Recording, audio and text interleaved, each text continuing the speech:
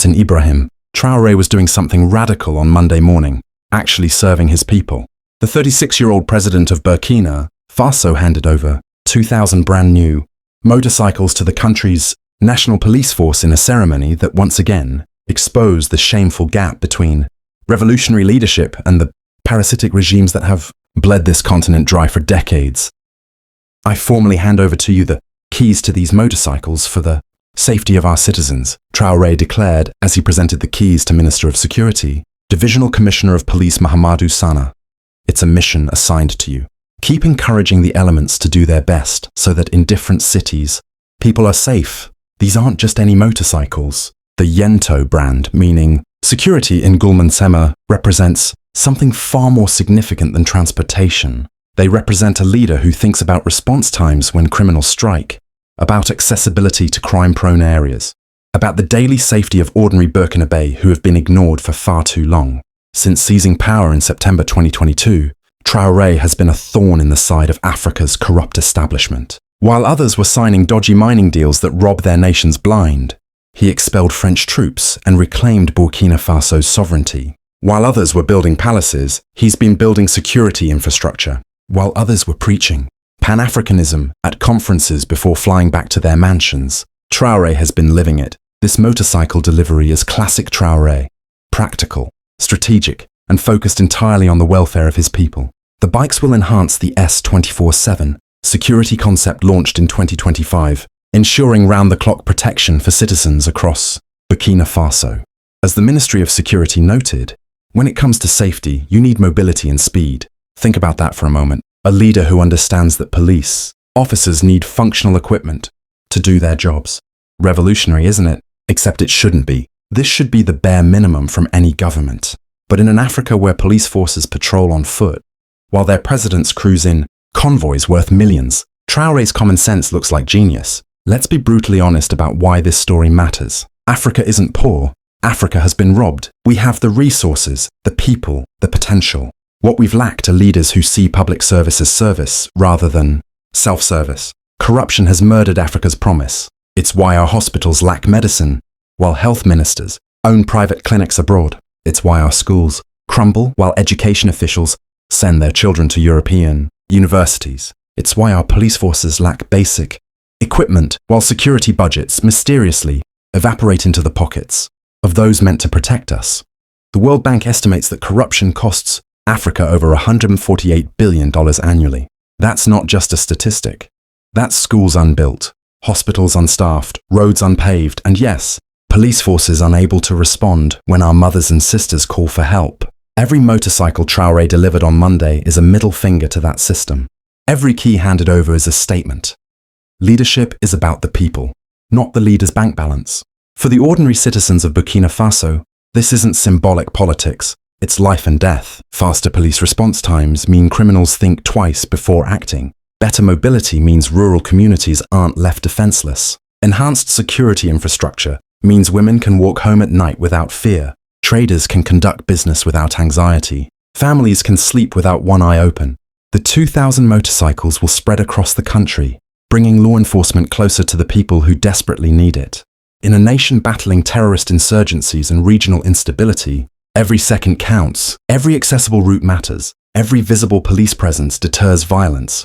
Commissioner Sana understood the weight of this responsibility. This supply of motorcycles will further enhance security across the country. The motorcycles will go to the national police in a very rapid deployment to give more peace of mind to the population.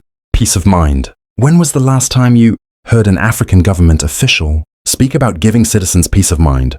Imagine an Africa where every leader thought like Traoré, where budgets were spent on citizens rather than cronies, where state resources served the state rather than individual Swiss bank accounts, where the words public servant actually meant something. We wouldn't need foreign aid. We wouldn't need IMF loans with suffocating conditions. We wouldn't need to watch our educated youth flee to Europe and America seeking the opportunities their own nations should provide. Africa with leaders like Traoré would be an Africa finally living up to its potential. An Africa where a president's legacy is measured in schools built, not mansions owned. An Africa where sovereignty isn't a conference-talking point but a lived reality. An Africa that works for Africans. Traoré's example poses an uncomfortable question to every other African leader. If a young captain in one of the world's poorest countries can find resources to properly equip his police force, what's your excuse? The corrupt leaders watching from their capitals know the answer. They've made different choices that filled their pockets while emptying their nations. Choices that prioritize power over people, wealth over welfare, self over service. But their time is running out. A new generation is rising across Africa, one that has seen what real leadership looks like, one that refuses to accept corruption as the African way, one that demands the dignity TRAORE is giving Burkina. Those 2,000 motorcycles rolling through Ouagadougou represent more than enhanced security. They represent a challenge to every African leader. Serve your people or get out of the way for those who will. Captain Ibrahim Traoré continues to show us that another Africa is possible. Now the question is, are we ready to demand it? When it comes to security, you need mobility, you need speed. So these motorcycles will go into the hands of the national police and will be deployed very quickly in order to further strengthen security and provide peace of mind to the population. I have already given instructions so that these motorcycles can be deployed within a very short time frame to reduce response times during emergency calls from the population, and also to carry out and strengthen patrols throughout the national territory, especially in areas that are often inaccessible by vehicles, but also to further consolidate the S24/7 concept that we launched in 2025. This is the first time in history that the national police has received this. Up to 2,000 motorcycles. This is a historic moment. This allows us to increase our mobility to better cover both urban and interurban areas in order to provide greater security for our citizens.